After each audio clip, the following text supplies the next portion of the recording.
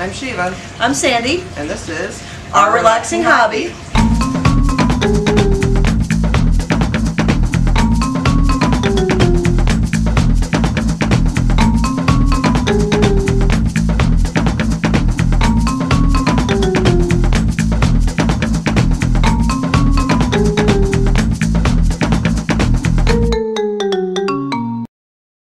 Hello. Hello. All right, tonight we're going to talk about fountains and waterfalls. And very important for any type of pond, especially if you got fish in it. Right. And you want to make them aesthetically pleasing. And because it is our fun hobby, your relaxing fun hobby. Well, yeah. Well, fountains and waterfalls are usually an eyepiece anyway. Right, and they're very pretty, very relaxing. Right, but they also are very functional, and that's to provide aeration and oxygenate the water. It's a requirement, especially if you have fish. Yeah, especially fish. It's good for plants too. Right. Yeah, but fish definitely. So that's why when you're planning out your pond and you're trying to decide what kind of fish you're going to have, how many fish you're going to have, or if you're going to have fish at all, that's going to determine what kind of size of fountain or waterfall, how many you're going to need in a pond. Right. Yeah, you just don't want ugly bubbles coming out. You got to make it pretty. Well, you can do some pretty neat things with just the bubblers. That's what I'm saying. Well, they're pretty, but I mean, you can do little grotto areas with bubblers, and you can do a combination of different things. Like I've had combinations of both fountains and waterfalls. Okay. And I've seen that you've had the. Yeah, there's many different versions of things you can do to make it look pretty. Yep, there are. So basically, the first thing we're going to talk about is waterfalls, because that's what everybody loves in the gardens, especially in the outdoor gardens where they have the big, tropical garden with the big old waterfalls, and everybody just loves those. There are several ways to make waterfalls. I'm going to start with telling you the cheap way, and then we'll kind of go smart way. Okay. Well, not necessarily. Again, each one has its pros and cons. Okay. And the first way I learned to do waterfalls was just by taking a hose from the filter box or the pump, depending on, I have fish in mine, so I use the filter box, but if you just have plants, you just probably have a pump with a basket. But taking the hose from that and running the hose up behind wherever, the rocks and whatnot. Yeah. Which you have to have rocks. Well, we're Florida, there's rocks around. Yeah. Well, you can buy some too. I guess. You can. You can buy rocks, or some people do them out of blocks or bricks or whatever. Whatever you want. Yeah. Flagstone. Personal preference. I use rocks because I've got a lot of them. But I would run the hose behind the rocks and then basically have the rock jutting out over the water, and then putting the hose down and then throwing some rocks on top of it, and it would create a cheap waterfall. And she makes that sound so easy. It's not as easy as it is. But not as easy as it sounds. The downside to this, and this is something I learned really early, is that you really have to keep in mind what your local wildlife is like.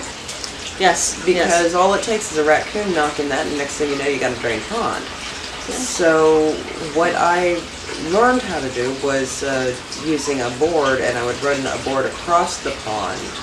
So I would have a gap, and the tube would be hanging over the pond. That way, if there was any centrifugal force, will sometimes pull your water backward too. Or if an animal comes up and knocks it, it's going to knock the tube in the pond and not outside the pond and drain the pond. Not speaking from personal experience or anything. No, not at all. Okay. So, oops. So we're going to show you how to do that today. And there's that one other option. There's the fountain box. Right. A little more expensive. Right. Fountain boxes are actually a lot more expensive. Okay. Fountain boxes are what you usually see when you're dealing with much larger waterfalls. You see them at resorts, zoos, larger koi ponds, where you see that nice, even stream of water coming out. Sometimes it pours out on flagstones to create, interesting water features. Fountain boxes, I use them in my indoor koi pond, and I've got 4 of them in them right now. Mine are actually the small size, and they run about $25 a piece, but as soon as you start getting into the larger sizes, you're easily talking a couple $100 for one fountain box. Right. Normally people will embed, kind of hide them with they kind of look L-shaped, you'll see in the footage, and people will generally hide them under flagstone ledges and whatnot. I leave mine freestanding because I also use them for filtration boxes or additional filtration boxes. Right. They basically, the idea is the water fills up this little container and then it has an overspill area, and that's where what I think creates you the said you waterfall. put some charcoal in there. I put charcoal and zeolite in there to add to help polish the water and help. But you still have yours covered. They're still covered. They look pretty. Yeah, I have mine covered with brick and some marble tile that I use. But just to make it look aesthetically pleasing. Yeah, and easy for me to change out because I do use them as filters. Right. But you know, the waterfall boxes, you might prefer that method. Depends on what you're going for when you're building your pond, which is something you need to think about when you start. Right, because to have the right equipment. Right, because if you are going to use waterfall boxes, you're going to have to incorporate that into your design for your pond as well. Because you're going to need flagstone, you're going to need a way to hide it. You're probably not going to want to go the route I am for an outdoor pond because that'll get tipped over by an animal in no time. Right. I would not do what I do with an outdoor pond. Right. Okay, so that covers waterfalls, and then we're going to talk about fountains. Okay. There are several different ways to do fountains. Usually when you say fountains, people think about those spraying cascades of water. Yeah, the pretty, the big ones that you see in, you know, large Depends on what you want for your pond. Right. Well, it does depend on what you want for your pond, but it also depends on the size of your pond. If you're going with big spraying ponds, you're going to need or big spraying fountain, you're going to need a really big pond. Right, right. I would love to have spraying fountains in mine. We have small ones. Not the I mean, but I'm saying you have little cascading right. Also here, fun fact: spraying fountains will also help keep your area cool. Yeah, right. Because of the air, because of the evaporation of the water. Water. That's how they used to do it in the ancient Roman times. Fun fact. But I would love to have one of those. Problem is all of my ponds are too small. And considering how large some of mine are, you can just imagine. Right, but you basically need a lake if you want one of those big pretty things. Right. Since most people don't have room on their property for a lake, including us. Right. We have room. There are smaller versions. You can have bells, which I use actually in a lot of my aquariums. Right. Bells are really good, or small sprayers like bubblers, like bubble type sprayers that don't go more than maybe a foot off the ground. Right. But and you also have the kind of those flows are the bells. out. That's called a bell. Okay, that's called a bell. They have those are pretty. They're pretty, but they don't do well in windy conditions. Right. Okay. Yeah. But they're still, Yeah, but those are the types of fountains that you would put in the center of your pond. Or off to the side, depending on how. You wouldn't put a sprayer. No. Well, I mean, it depends if you just one of the bubbler kind. Well, bubbler one side, you could, but anything that sprays water out like a bell. It has to be in the middle. So you have to arrange it. Yeah, so you're gonna have to plan that out. A lot of people will actually choose what type of centerpiece they want as a fountain, and then they build their pond around it rather than the other way around. Right. You almost have to.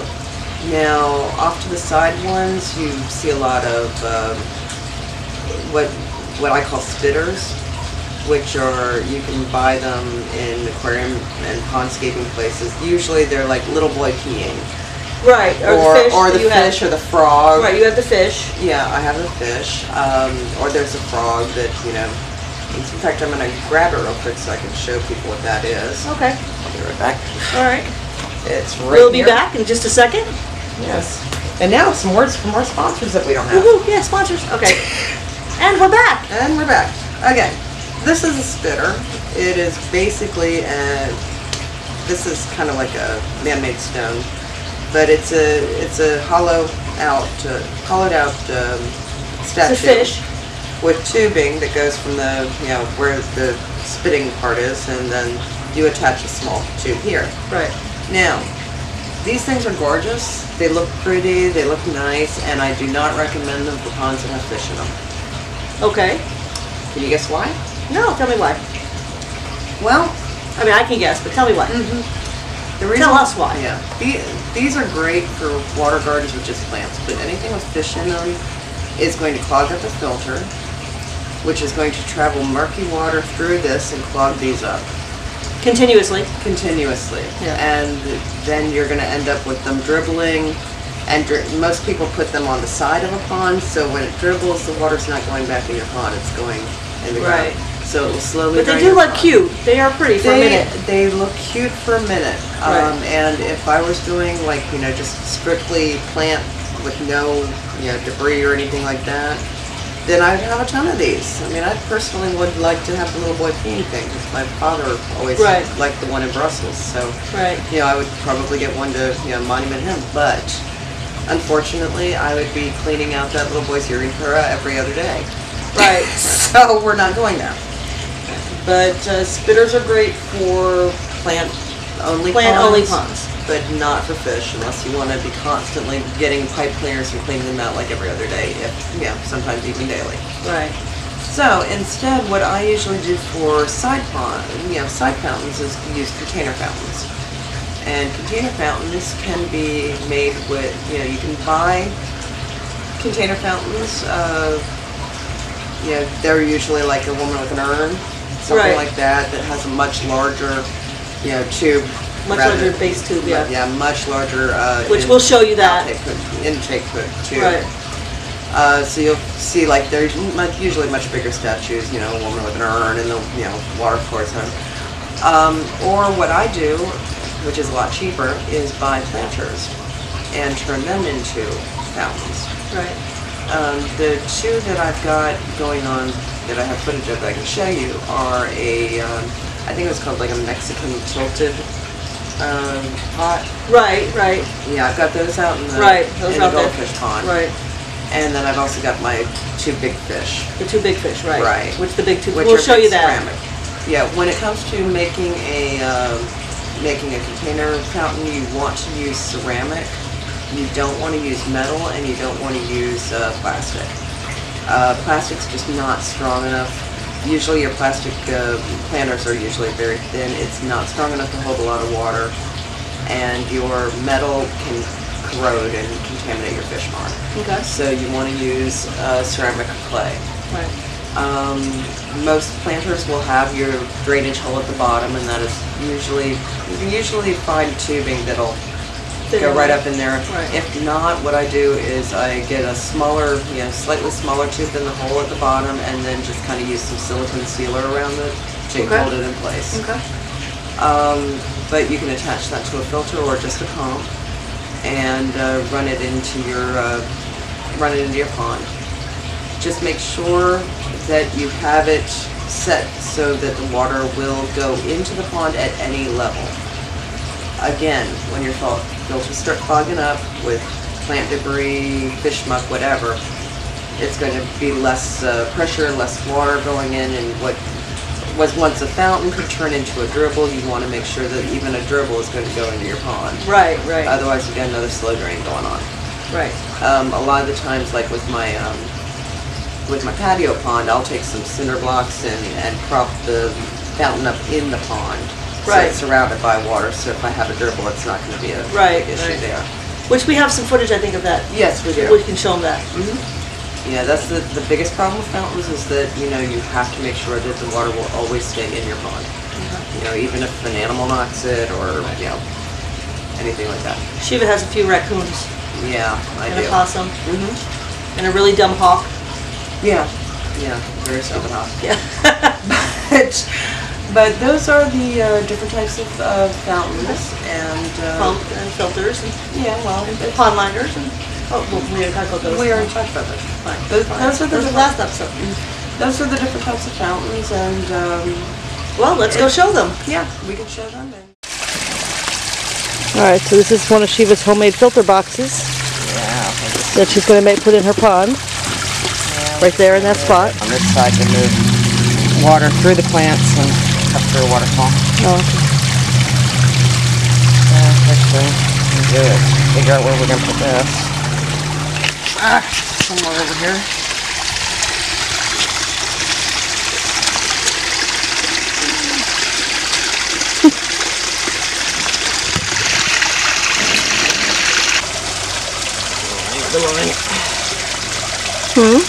My little anchor line, so I know where it is. Where? Right here. My little anchor line. Okay.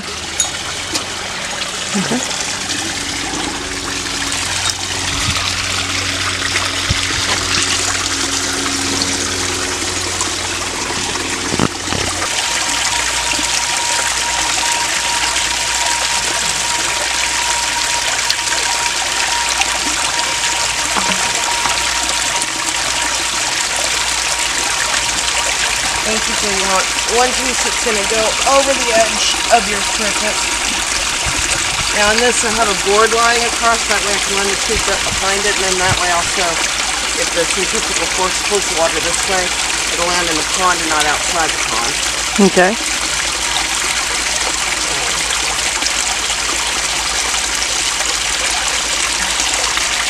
And basically you just hide your tubes with rocks, and you're going to be playing with it a bit to get it right. Because I promise you, when I plug this in, it's going to be going not the way I want it. Oh, it's going to be shooting straight out right now. Yeah. Yeah. You won't know exactly how to put your rocks until you turn it on and play with it.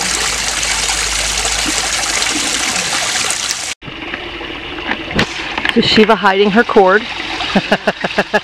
You see her nice little design there for hiding the cords. Yep, it's called a plant. Huh? It's called a plant. But that way you can't even tell.